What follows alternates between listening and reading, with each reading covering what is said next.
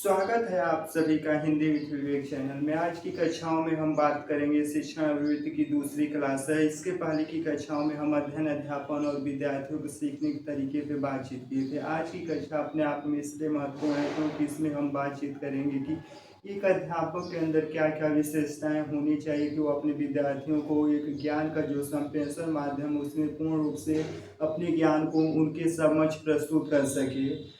यह अध्ययन की सुविधा के अनुसार भी महत्वपूर्ण है। इसके साथ साथ व्यवहारिक दृष्टिकोण से भी महत्वपूर्ण है कि एक अध्यापक के पास अपनी बात को रखने के लिए उसमें क्या कौशल विकसित है कि वह छात्रों के सामने अपनी बात को स्पष्ट रूप से रखता है। उसके बारे में हम लोग चर्चा करेंगे। आज की कक्षा में हम देखेंगे कि एक अध्यापक में विभिन्न प्रकार की शैलियाँ होती हैं। एक स्वयं के प्रति उसकी शैली होती है, जबकि दूसरा व्यवहारिक शैली होती है। इन दोनों बिंदुओं पे हम लोग अपनी बातचीत करेंगे। तो हेडिंग देखते हैं। सबसे पहले हम देख रहे हैं कि टीचिंग कंपोटेंशियल यानी कि शिक्षण की योग्यता। एक अध्यापक अपने अध्यापन के दौरान उसमें क्या क्या योग्यता हो सकती है, उन सभी योग्यताओं के बारे में हम लोग अपनी बातचीत करेंगे। अध्ययन की सुविधा के अनुसार इसे दो भागों में विभाजित किया गया। अब क्रम से जो भी दो भागे विभाजित हैं उन्हें क्रम से देखेंगे हम। पहले नंबर पे देखा जाए व्यक्तिगत एवं दृष्टिकोण संबंधित योग्यता यानी कि पर्सनालिटी एंड एप्टीट्यूड कंपोटेंशियल। पर्सनालिटी एंड एप्टीट्यूड कंपोटेंशियल यानी कि व्यक्तिगत एवं दृष्टिकोण सभ्यता योग्यता। इसका आशय है कि सरल एवं आसान शब्दों में कहा जाए तो एक अध्यापक में व्यक्तिगत रूप से क्या क्या योग्यता होनी चाहिए। यह हम एक अध्यापक में देख रहे हैं, उसमें व्यक्तिगत रूप से योग्यता के रूप में सबसे पहले तो अध्यापक तार्किक होना चाहिए। उसके बाद तो उसमें अपने प्रति किसी प्रकार का संदेह नहीं हो और अन्य विशेषता के रूप में आत्मविश्वासी हो, उत्साह से पूर्ण हो। इसके साथ साथ अपना मार्गदर्शक स्वयं चुने, किसी प्रकार की विचारधाराओं पे वह आधारित न हो। एक अध्यापक के अंदर प्रमुख रूप से विशेषता के रूप में देखा जाए तो अध्यापक तार्किक हो, इसके साथ साथ वह आत्म उत्साह एवं ज्ञान से परिपूर्ण हो, अपनी बात यानी कि अपना निर्णय स्वयं लेता हो, किसी प्रकार के दूसरे व्यक्ति पे निर्भर न हो। अगर इस प्रकार की विशेषता है तो उसे हम कहेंगे कि अध्यापक का जो व्यक्तिगत विशेषता है वह कहीं ना कहीं बहुत ही अच्छे दृष्टिकोण से और अच्छी तरीके से वह इस विशेषता को विकसित किया है। इस प्रकार की विशेषता के द्वारा अध्यापक अपने छात्रों को ज्ञान के द्वारा उन्हें प्रभावित कर सकता है।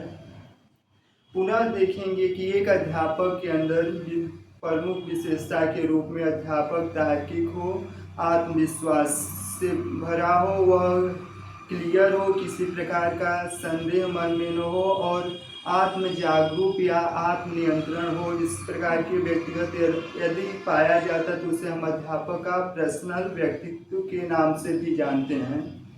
दूसरे नंबर पे हम देख रहे हैं कि बिहेवियर आर वर्क रिलेटेड कंपोटेंशियल यानी कि एक अध्यापक व्यवहार के दौरान यानी कि अध्यापक के व्यवहार के दौरान उसमें क्या क्या विशेषता होनी चाहिए, इसको हम देख रहे थे। एक अध्यापक अगर व्यवहार के दौरान उसकी विशेषता देखा जाए तो सबसे पहले अध्यापक जो भी अध्ययन किया वह छात्रों को किस प्रकार से कन्विंस यानी कि अध्ययन अध्यापन की दुनिया में वह छात्रों को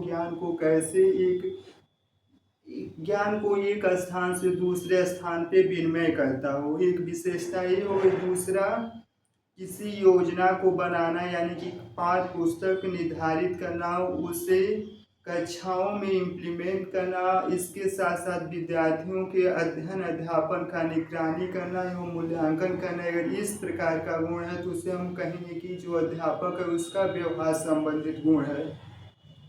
पुनः देखेंगे कि एक अध्यापक व्यवहार संबंधित गुण में योजना बनाना, उन योजनाओं को कार्यान्वयन करना, इसके साथ साथ विद्यार्थियों को परीक्षा कराना या मूल्यांकन कराना और जो ज्ञान प्राप्त किया सबसे पहले उन ज्ञान को कैसे अपने विद्यार्थियों के समझ प्रस्तुत करता है। इस प्रकार की अगर विशेषता है तो उसे हम कहेंगे प्रश्न व्यवहारिक विशेषता अध्यापक की।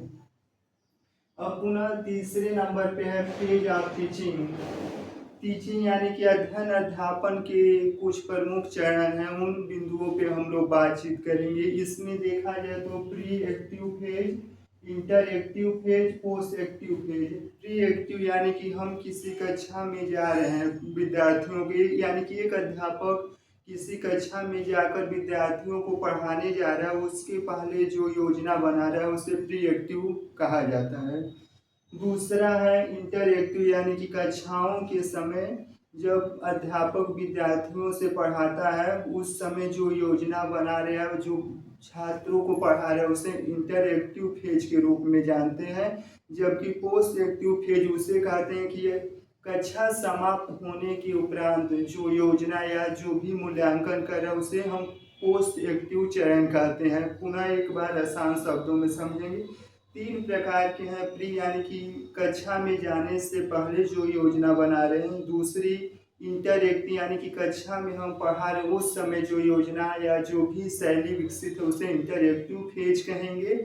और तीसरा जो प्रमुख है पोस्ट एक्टिव यानी कि अध्ययन के उपरांत जो योजना या जो भी हमने क्रियान्वयन किया उसे कितना इम्प्लीमेंट किया, इस प्रकार की योजना बन रहा है उसे पोस्ट एक्टिव कहते हैं। तब के लिए धन्यवाद।